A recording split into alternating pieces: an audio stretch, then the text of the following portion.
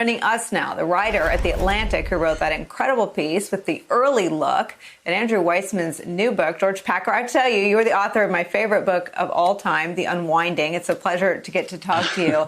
Thank you, Nicole. I want to ask you what you...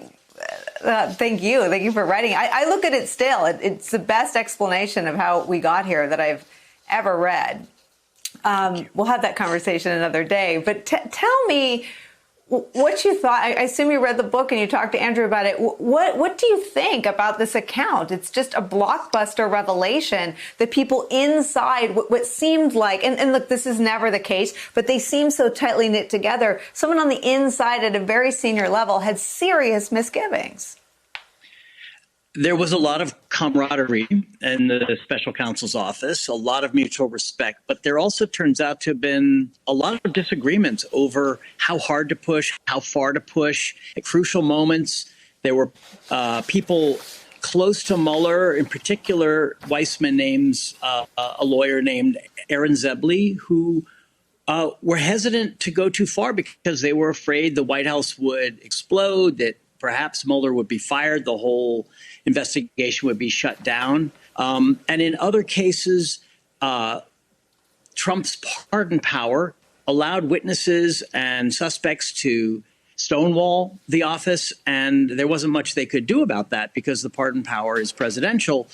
But basically, throughout those 2 years and increasingly toward the end, Weissmann and a couple of his colleagues were frustrated that the special counsel was allowing some moves to go unmade and some tools to be unused. And in the end, the way the report was written and released allowed the administration, especially the Attorney General William Barr, to essentially exonerate Trump against all the evidence in the Mueller report, because Mueller, in perhaps a fit of excessive fairness, decided that he could not say that Trump had broken the law because a sitting president can't be indicted. And so Trump would not technically have the chance to defend himself in court. But Weissmann has all kinds of arguments for why Mueller did not need to come to that decision and why that decision caused a tremendous amount of heartache in the special counsel's office.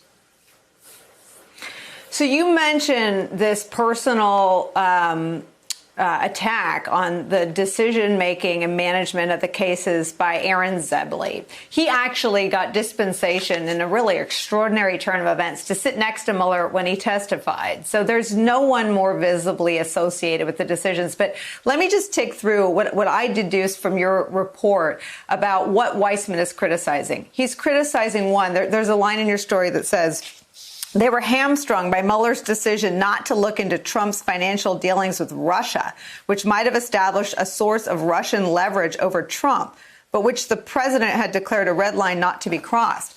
So they're saying they didn't get the financial records. He also criticizes that they didn't use their subpoena power to get an interview with the president. And then he calls out what you just described, the fact that witnesses for the collusion case, they're not collusion cases, but the side of the investigation that was focused on the ties to Russia, not the obstruction of the whole investigation itself, that their witnesses were lying because Donald Trump had dangled pardons in front of them. What did they have going for them?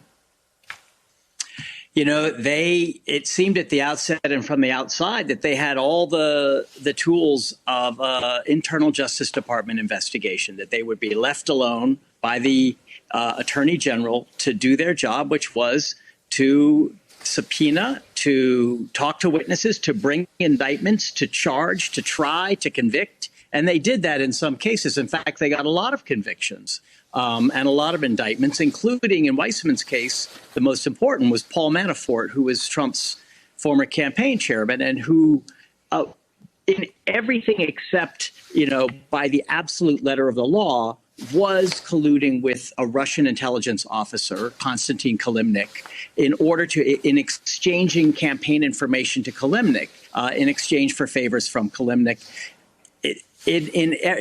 As the Senate Intelligence Committee report said in the appendix, this is what collusion looks like. But because they couldn't interview the president, since Mueller decided it would not be worth the battle with the White House to go all the way up to the Supreme Court in order to subpoena him to appear, they couldn't ask the president what he knew about Manafort's dealings and what he knew about a whole host of things. And in the written questions that Trump answered, the answers were, as Weissman says, almost worthless. They were evasive. They were full of "I don't recollect." But in an interview, a good prosecutor would have been able to pin him down, and they never got that chance because Mueller backed off that fight.